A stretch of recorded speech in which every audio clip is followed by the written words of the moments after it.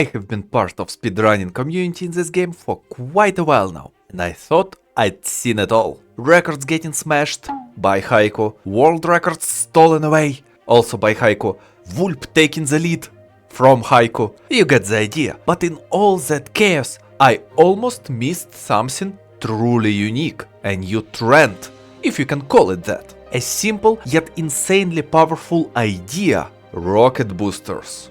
That's right, in a game where the phrase slow is smooth but smooth is fast reigns supreme, speedrunners have decided to throw smooth out the window and focus purely on speed. I mean, it's in their name, right? Funny enough, only a handful of vehicles in the entire game can actually use jet propulsion without mods. Buses, the Gavril T-Series and the MD Series. And while two of them seem way too heavy and unwieldy for serious runs, only one is completely absent from time trials, the Gavril T-Series. There are several reasons for this, first of which is one mentioned before: weight. This one just simply too heavy to be nimble enough, especially with rockets strapped to it. Second, frame size. Yes, this is a semi-truck and it's huge. And in a game like this, well, you are expected to hit something eventually. But how, and more importantly, why did rocket boosters become so popular? Well, it all started with bus routes. Those are not super popular in the scene, with one player dominating the category, Blitzen. He wanted to find a new and interesting way to cut corners on those long, grueling maps. To give you an idea, bus routes can take anywhere from 4 to 10 minutes, and with almost no skips available, they're seriously challenging. Enter the rocket boosted bus. And guess what? It worked exceptionally well. Thanks to the nature of bus routes, no tricky terrain and plenty of long straight segments, a rocket powered vehicle absolutely shines. Sure, you have to manage your fuel and figure out the perfect times to slow down, but it still leaks faster than a regular bus. And that led to some great time saves. And of course, players didn't stop there. They stripped the bus of every ounce of weight and slapped on nitro. Because, hey, why not? You can't use both, right? Oh no.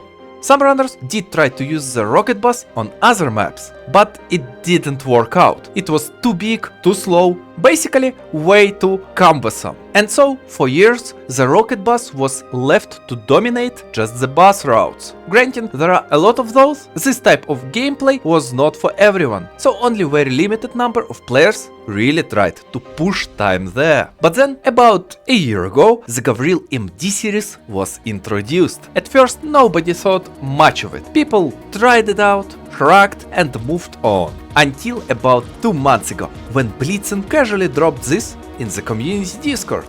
Surely it's good for something, right? Due to this, some of the runners really tried to make it work. And turns out, this meh little truck was a perfect addition to the speedrunning lineup. This small, unimpressive vehicle became absolutely ridiculous with rocket boosters. And I don't mean just a little tweaking here and there. No, speedrunners went full mad scientist mode. They stripped it of everything. And I mean everything. They removed the whole frame, every part they could. But even that wasn't enough. After some field testing, it was determined that the engine should go too. It was actually slowing down car too much. What was left was just 3 parts: wheels, a basic frame to hold them, and the rocket boosters. What else could you possibly need? The result? A true work of art. Sure, it was not meant for clearing long maps or maps with difficult terrain. Well, there are exceptions and we will get to those a bit later. And forget about maps with lots of turns. But on the maps where it worked, it really worked. Take Vulp for example. He managed to beat several notoriously difficult runs almost on his first try. Unreal! Let's look at Crest Road, one of the hardest short maps in the game. This 15-second map is so iconic that the speedrunning community has a dedicated chat just for it. 2 pixels run on this map is legendary, the definition of precision driving and speed management. His record of 12.905 stood strong for 2 years. Well, until Vulp brought out the new broken monster. And when I say broken, I mean it destroyed the record. Vulp clocked at 11.466 seconds, a full second and a half faster. And the craziest part, that run wasn't even perfectly optimized. This is why the stripped down beast is so broken. But as expected, it comes with its own set of issues. The major one, you can start the run before the actual timer begins, which automatically nullifies your attempt. Ouch!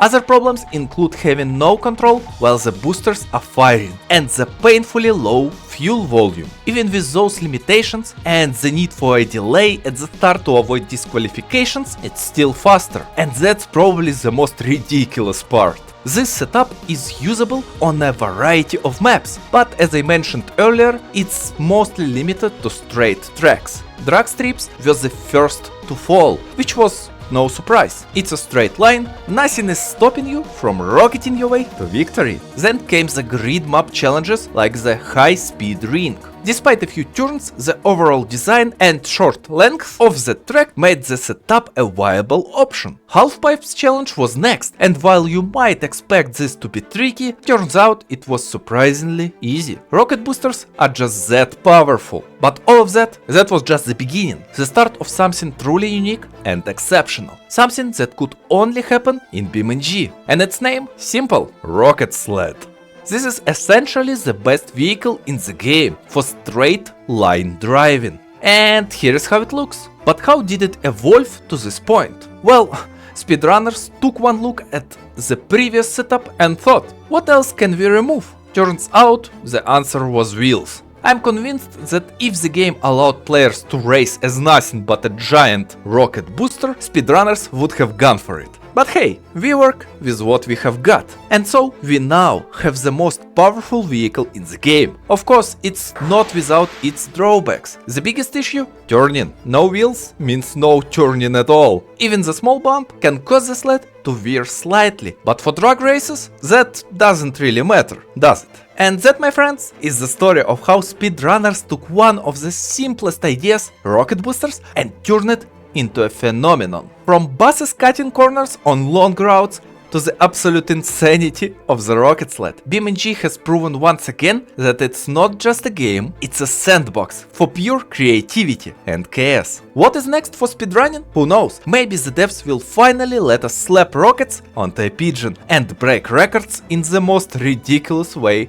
possible. Until then, the rocket sled stands as the ultimate straight line speed machine. If you enjoyed this deep dive into the madness of BeamNG speedrunning, don't forget to hit that like button and subscribe for more stories about the wildest records, craziest mods and everything in between. Thanks for watching, and I'll catch you in the next one.